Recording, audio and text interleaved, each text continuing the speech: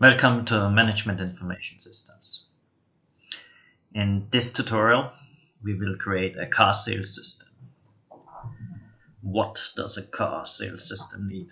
It needs customers and it needs cars, and they have to be sold. So we are going to create three tables: a customers table, a vehicles tables, and a sales table. Good. At the end of this tutorial, we will have created this entity relationship diagram in Access. Okay, let's start.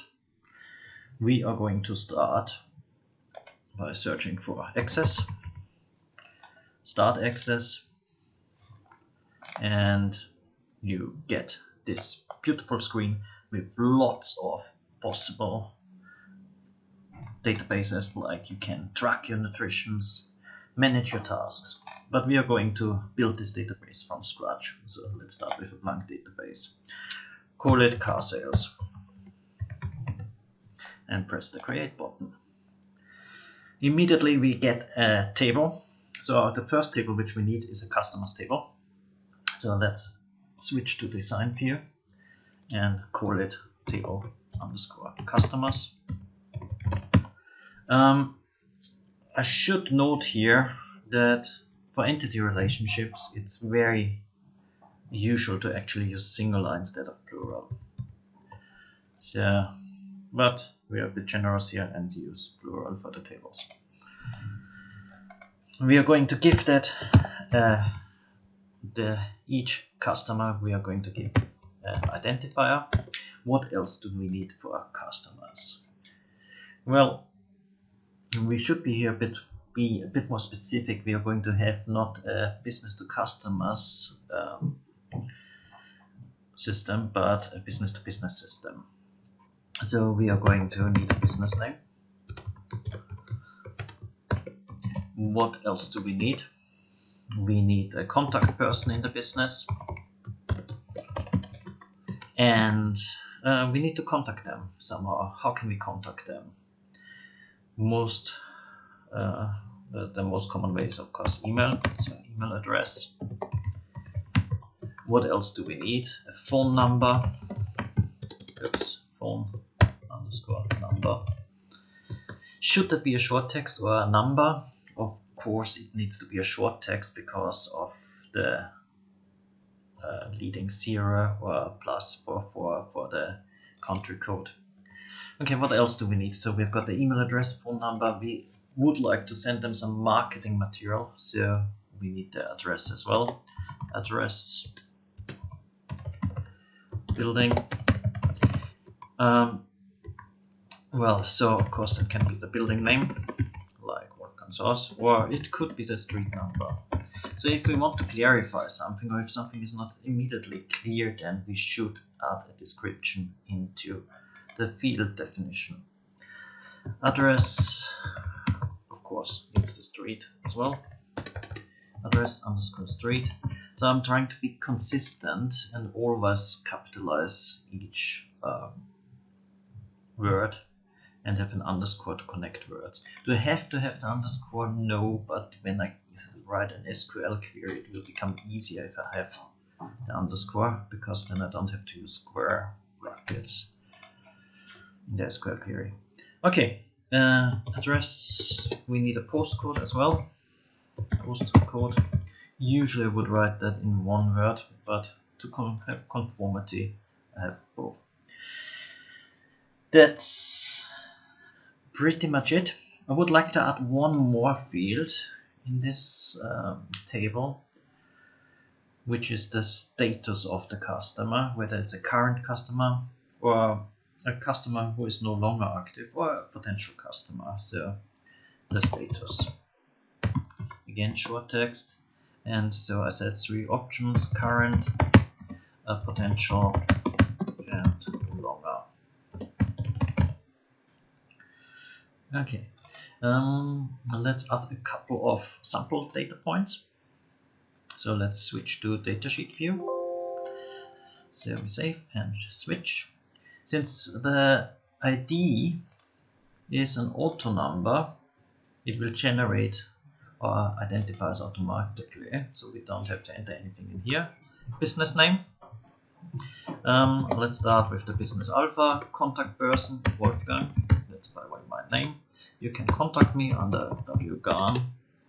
So Wolfgang Garn at surrey.abc.uk. So that's my actual email address. My phone number is 4779, okay, and so on. Address, you can find me in room 20 MS02, and that's at the University of Surrey. And the postcode for the University of Surrey is GU27XH. Status, let's say I'm a current customer and I'm going to buy a Mazda CX-5 today. Let's add a few more customers better with contact person X, then a contact person Y, and a contact person Z, alpha, beta, gamma, delta, and let's have one final customer epsilon.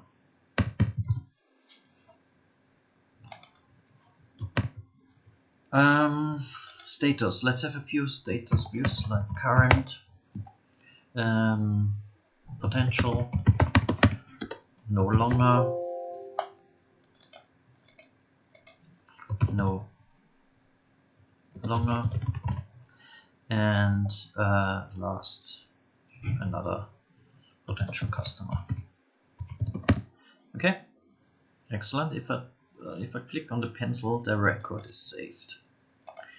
Good. So we've got our customers, and we need to sell vehicles. So let's create another table called vehicles.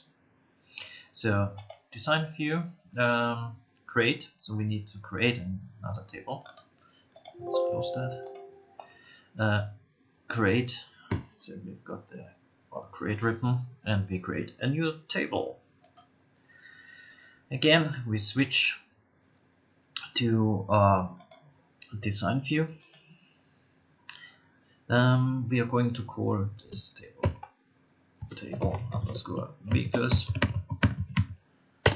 and again, consistent with before, we are going to call it vehicle ID. Auto number is fine. What do we need for a vehicle? Okay, I wanted to buy a Mazda CX-5, so CX-5 and a Mazda as an example. So the CX-5 is the model, and Mazda, so that was produced by the manufacturer Mazda. Good. What else could I potentially need for the vehicle? How much is it? Price.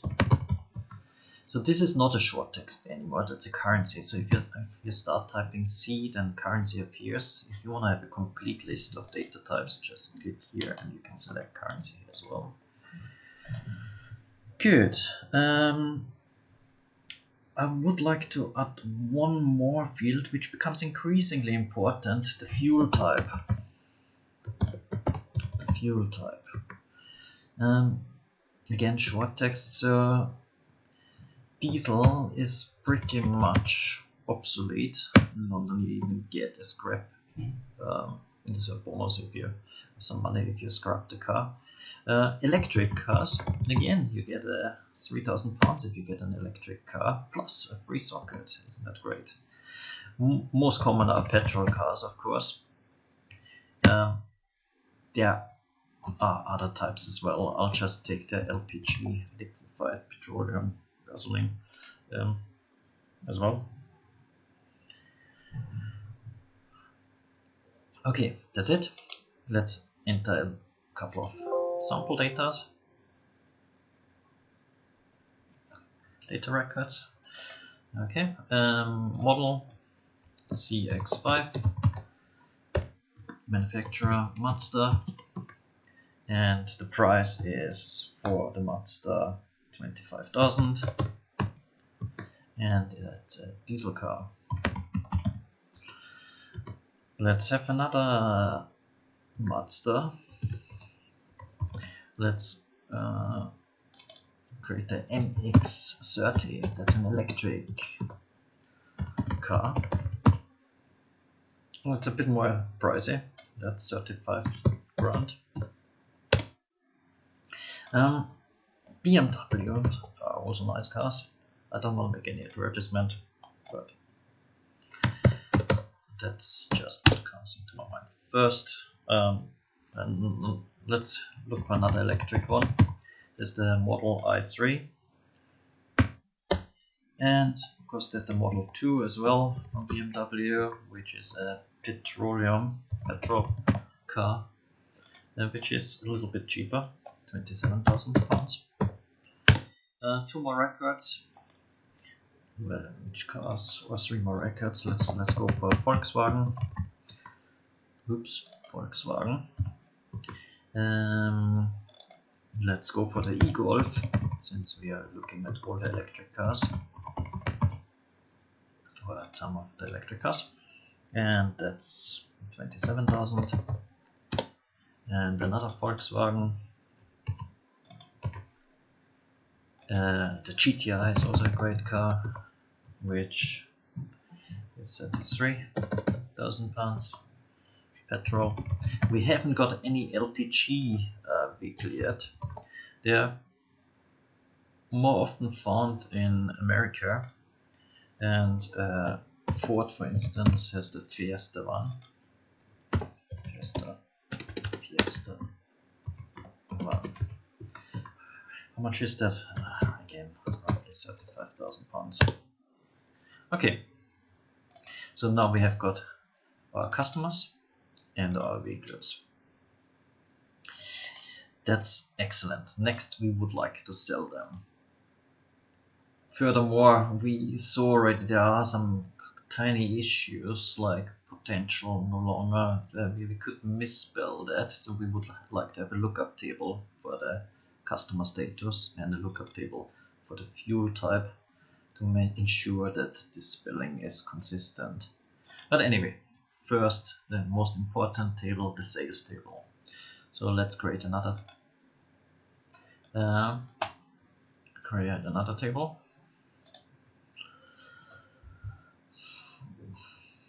We are going to save that as table sales. Okay, we need to first have some fields. Okay, let's have the sale ID first. Again, an auto number. Now we should be able to save it. Okay. Yeah. So we've got here the primary key. So this little symbol is revealing. So this key symbol is revealing the primary key. If I unclick that, then the primary key is gone. Okay. So we have, what is a primary key anyway? A primary key is a unique required field.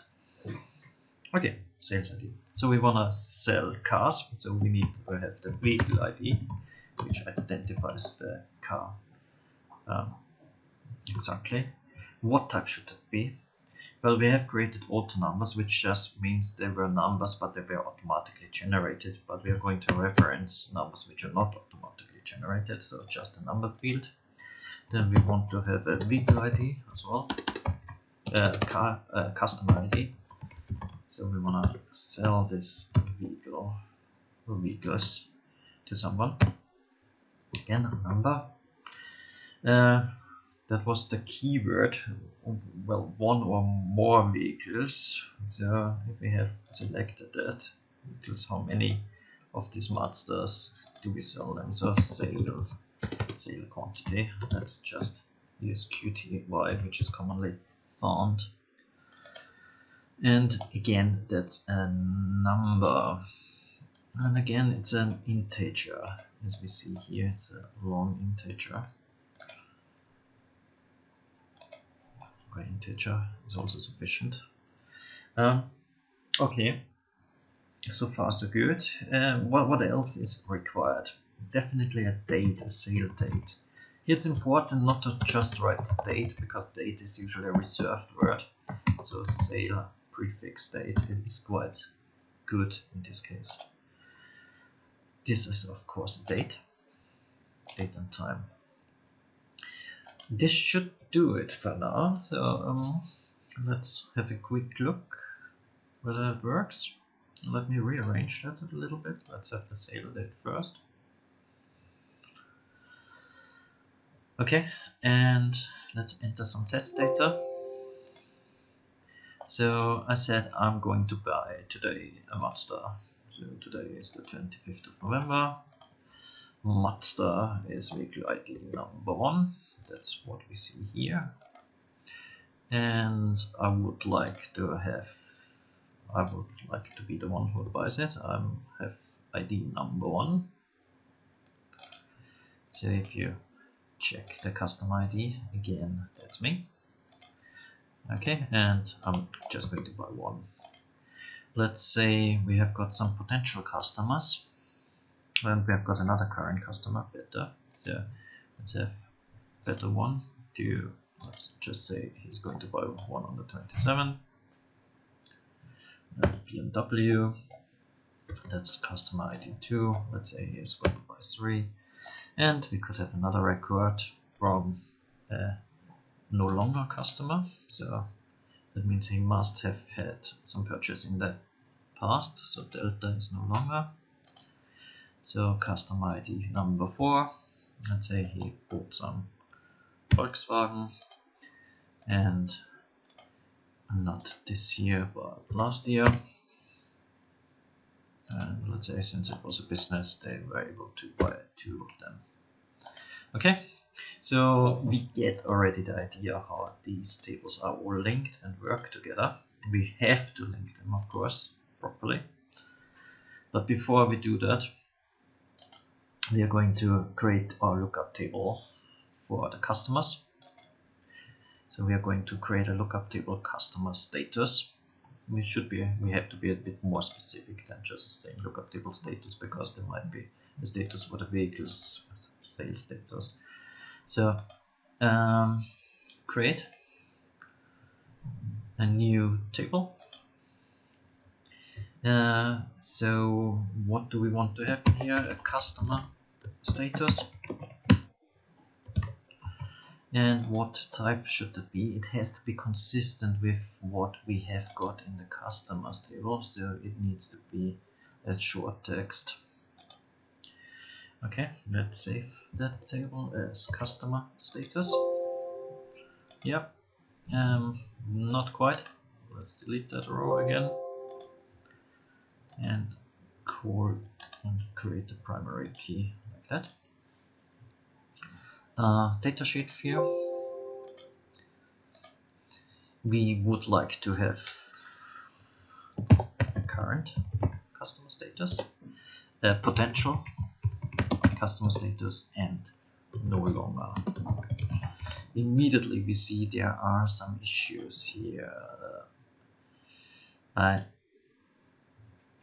No, there are no issues. All the spelling is consistent, so I was lucky here. But I'm going to double check that anyway with creating an entity relationship diagram in a second. Before that, we create one more lookup table. Let me rename that table to make it clear that it is a lookup table. Okay, I need to close it first. Let's close all. Okay, name, and let's call it LT lookup table customer status. So we're creating another one for the vehicles for the fuel type. Okay. Table lookup table fuel type. Okay, and that's the primary key will be the fuel type, and again that's going to be a short text. Good.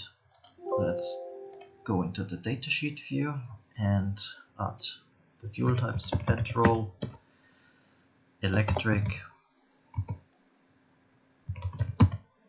I think I'm now making mistakes. Yes, so I should actually have that all in lowercase. electric. What was the other one? Diesel.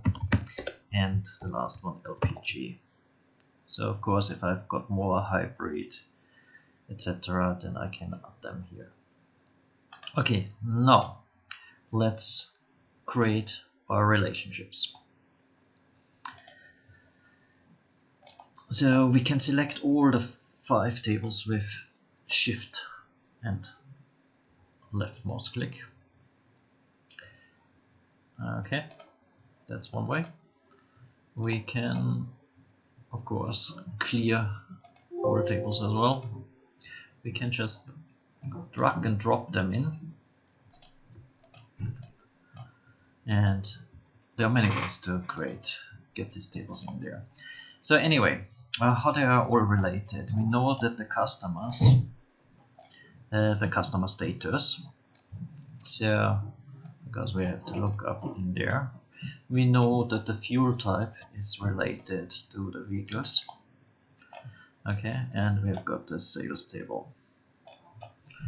Good. Connection.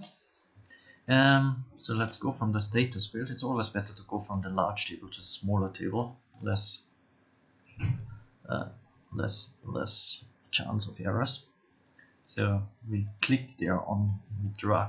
Okay, how did I do that? Left click, drag to customer status in the lookup table.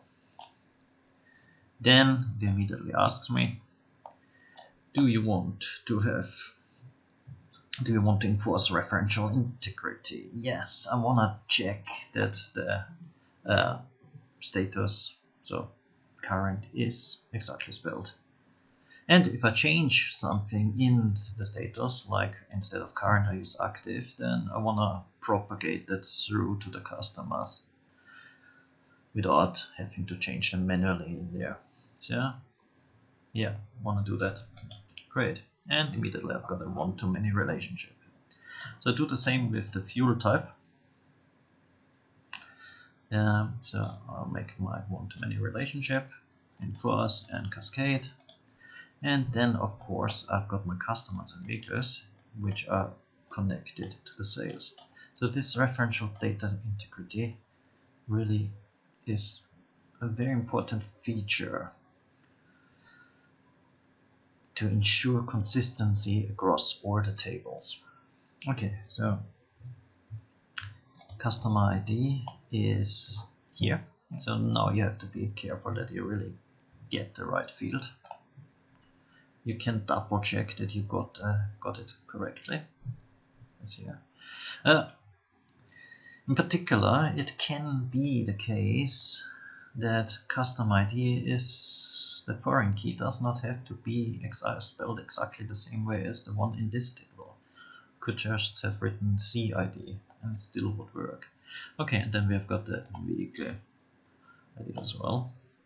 Enforce and cascade again, because I've got a crossover here now, so probably would be better to somehow swap around the tables to not have overlapping connections, but it doesn't really matter. So when you have to enter new data, then you really start at the bottom of this pyramid. So with the fuel type or the customer status, then you get to the lookup table. What is a lookup table? A lookup table is a table which has got only one key. Okay, here we see this one has got two keys, so a primary key and a foreign key. Fuel type is the foreign key. And again, here sales has got a primary key and two foreign keys. Okay, so this one has got only one key, that's why there are lookup tables. Okay, that's it actually. We have created now our entity relationship diagram. Let's just see the purpose of these entity relationships in action. So let's close it and save it. And let's go to the fuel type. And now we see this major difference in this table. So we have got this plus symbol there now, so we can immediately see all the records of all the diesel cars, all the electric cars. So that this is very nice. Moreover, if we change now the fuel type to, let's say, diesel with a capital D, and press the Save Record button, then all the affected records are changed. Well, in this case it was only one. So let's have a look at vehicles. So now this one has become a capital D. Okay, let's do this one with petrol as well. Petrol. I save it, and it's immediately there. The last one, electric, and we've got everything consistent. Okay. I hope you enjoyed this tutorial. I'm looking forward to seeing you to the next tutorial.